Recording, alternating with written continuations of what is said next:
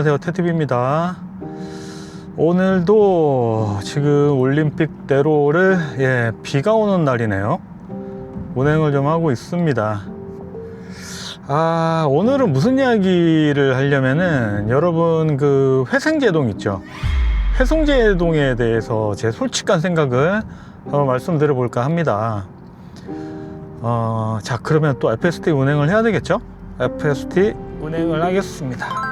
오늘은 차들이 좀 많기 때문에 허리 모드, 그러니까 긴급 모드로 뒀습니다. 제가 여러 차례 말씀을 드렸지만, 이 긴급 모드를 두는 거는 차들이 많이 좀 어느 정도 교통량이 있을 때, 어차피 스피드를 많이 낼 수도 없는 상황이면서도 다이내믹하게 이렇게 운행을 할 수 있는 이 허리 모드나 매드맥스 모드를 저는 주로 많이 사용을 하는 편입니다. 그래서 오늘도 차들이 지금 꽤 있는 편인데, 그래서 오늘 긴급 모드로 해서 운행을 한번 해보겠습니다. 자, 오늘 말씀드린 대로 회생제동에 대한 이야기를 해볼 건데, 저는 이 회생제동을 어떻게 생각하냐면은 전기차의 꽃이라고 생각을 합니다. 그러니까 이게 다른 분들은 또 이게 더 다른 생각을 분명히 가질 수가 있어요. 왜냐하면 이 회생제동이라는 거는 운행의 질에 직접적으로 큰 연관성이 있기 때문에 이 부분은 굉장히 예민하게 생각을 하시는 분들도 많으실 겁니다. 제가 회생제동이 전기차의 꽃이라고 생각되는 첫 번째 이유는 안정성이에요.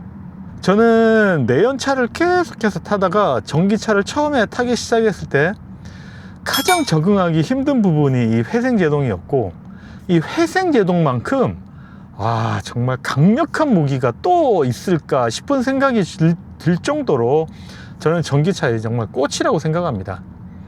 왜냐면은 여러분, 회생제동은 아시다시피 엑셀을 밟고 있으면은 차가 당연히 전진을 하고 움직이게 되고, 엑셀에서 발을 떼는 순간 제동이 걸리는 거예요.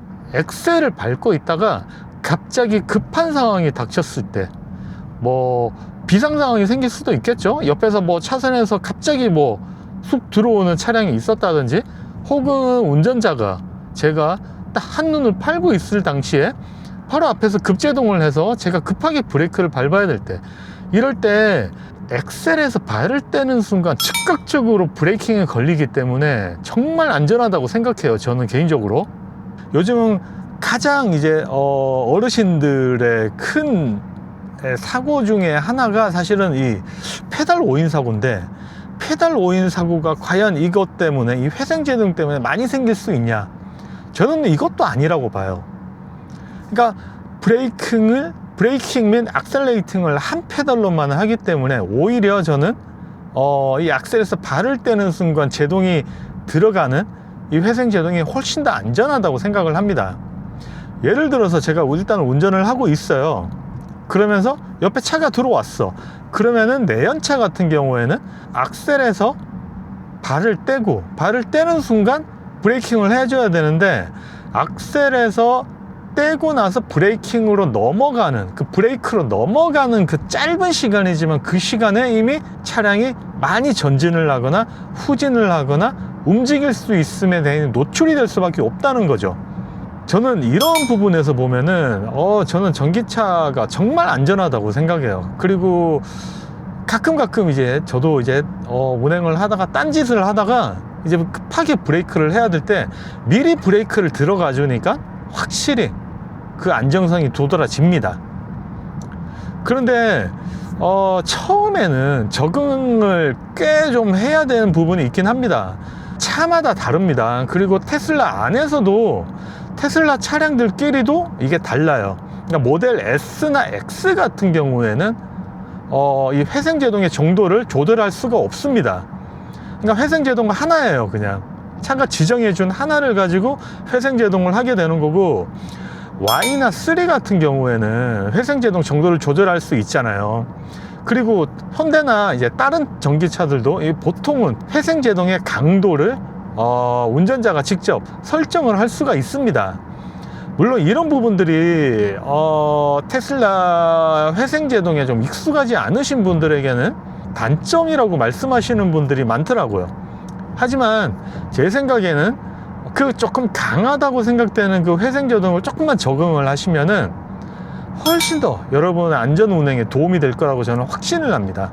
그래서 만약에 이 영상을 보시는 이제 전기차를 구입하려고 생각하시는 분들, 그리고 혹시 3나 Y를 타시다가 S나 X로 넘어오셔서 이 회생제동에 대해서 조금 더 다시 생각을 해봐야 되시는 분들은 적응을 하시면은 훨씬 더 안전하실 거예요, 아마. 그건 제가 정말 장담합니다.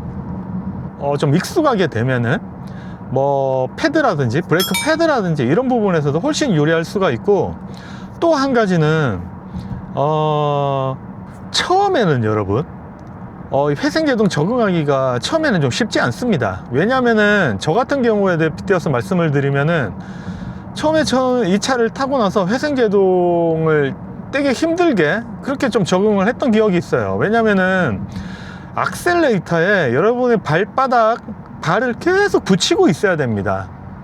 그러니까 계속 붙이고 있어야지 발을 떼는 순간 제동이 걸리기 때문에 본의 아니게 계속 붙이고 있어야 돼요. 그러니까 지하 주차장이나 내리막을 내려갈 때도 악셀에서는 계속 발을 대고 있어야 됩니다. 그러니까 처음에 이 부분이 너무 힘들더라고요. 왜냐면은 이 발목이 꺾이는 이 발목에 굉장히 좀 무리가 가는 듯한 느낌이었고, 그러다 보니까 계속 막 발목이 경직이 되기도 하고 이상한 마비 같은 게 오는 것 같기도 하고 되게 처음에는 불편했었습니다, 저도. 근데 조금만 더 적응을 하시다 보면은 이 회생제동이 정말 편하다는 걸 여러분 확실하게 느낄 수 있을 거예요. 첫 번째는 안정성입니다. 무조건. 다시 한번 말씀드리지만 내연차에서 악셀을 떼고 비상 상황에서 브레이크로 넘어가는 그 시간을 없애버릴 수 있기 때문에 그 시간만큼 훨씬 더 여러분은 빨리 제동을 할 수 있는 부분이기 때문에 이게 조금만 적응하면은 정말 안전할 겁니다, 여러분. 오늘은 FSD 토크를 하면서 회생제동에 대해서 혹시나 전기차를 준비하시는 분들, 구입 예정이신 분들, 테슬라를 또 구입 예정이신 분들에게 도움이 되셨으면 하는 의미에서 오늘 영상을 만들게 됐습니다. 아무튼 다음 영상은 또 다른 도움이 될 만한 그런 컨텐츠로 여러분 인사드리겠습니다. 시청해 주셔서 감사합니다.